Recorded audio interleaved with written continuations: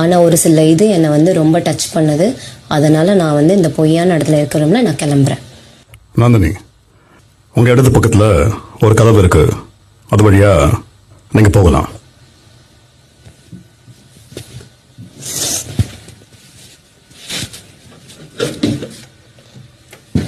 நேத்து வந்து பாத்தீங்கன்னா நம்ம பிக் பாஸ்ல என்ன ஆச்சுன்னா, நந்தினி வந்து எல்லார்கிட்டயுமே வந்து பயங்கர உண்மையா வந்து நிறைய விஷயத்த வந்து ஷேர் பண்ணிருப்பாங்க.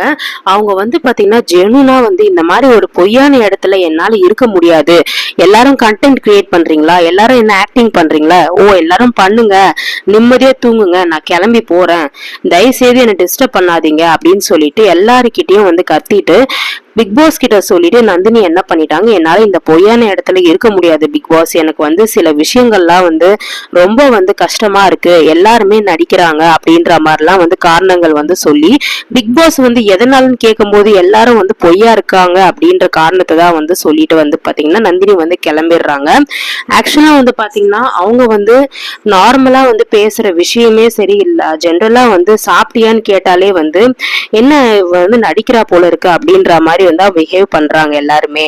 நான் வந்து சாப்பிட்டியான்னு கேட்டா கூட எல்லாருமே என்ன நடிக்கிறேன்னு சொல்றாங்க, அதனால வந்து இந்த இடத்துல என்னால இருக்க முடியாது, இங்க எல்லாருமே வந்து மனசுக்குள்ள ஒரு விஷயத்தை வச்சுட்டு வெளியே வந்து ஒண்ணு பேசுறாங்க, ரொம்ப பொய்யா இருக்கு, என்னால இந்த இடத்துல ஒரு நிமிஷம் கூட இருக்க முடியாது, நீங்க இருந்துக்கோங்க, அவார்டு வாங்கிக்கோங்க, என்னமோ பண்ணுங்க, நான் கிளம்புறேன் அப்படின்னு சொல்லிட்டு எல்லார்கிட்டையும் கத்திட்டு சத்தம் போட்டுட்டு என்ன பண்றாங்க, கிளம்பிடுறாங்க. இன்னொரு விஷயம் என்ன சொன்னாங்கன்னா, கனி அக்கா நான் அவங்க மேல உண்மையிலே வந்து பாசம் வச்சிருந்தேன், ஆனா வந்து அதை வந்து நான் இங்க ப்ரூவ் பண்ணணும்னு அவசியம் கிடையாது, ஆனா நான் வச்சிருந்த பாசம் எல்லாமே உண்மைதான், எனக்கு தெரிஞ்சது வந்து அன்பு மட்டும்தான், அன்பு மட்டும்தான் நான் வெளிக்காட்டுவேன், எனக்கு தெரிஞ்சு வந்து உள்ள ஒண்ணு வச்சுட்டு வெளியே ஒண்ணு பேசுறதெல்லாம் எனக்கு தெரியாது, எல்லாரும் வந்து தேவையில்லாம வந்து என்னை வந்து சீண்டி பார்க்காதீங்க, என்னை வந்து ஜெனுனா நான் இருக்கிறேன், நீங்க அப்படி கிடையாது, எனக்கு நல்லாவே தெரியும், ஒருத்தரும் வந்து எல்லாருமே வந்து வேற வேறையா இருக்கிறீங்க அப்படின்னு சொல்லிட்டு நந்தினி வந்து கிளம்பிடுறாங்க.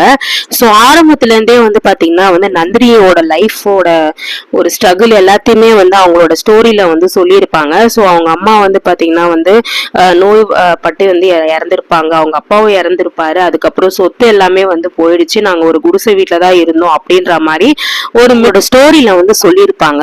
ஆனா வந்து இப்போ வந்து ஆதிரையை பத்தி பேசும்போதும் சரி எல்லாருமே வந்து பொய்யாதான் இருக்காங்க. அதுல மெயின் காரணம் வந்து பாத்தீங்கன்னா ஆதிரை கனி இவங்க ரெண்டு பேருமே ஏதோ ஒரு உள்நோக்கத்தை வச்சுதான் வந்து இந்த மாதிரிலாம் பண்ணிட்டு இருக்காங்க அப்படின்றது நல்லாவே வந்து தெரியுது. சோ ஆதிரைக்கு இப்ப பெரிய வருத்தம் கேப்டன் ஆகல அப்படின்றதுனால்தான் பெரிய வந்து கஷ்டமா இருக்கு, ரொம்ப வந்து பொறாம வந்து வச்சிருக்காங்க. சோ நிறைய பேர் வந்து அவங்களோட குணத்தை வந்து இனிமேல்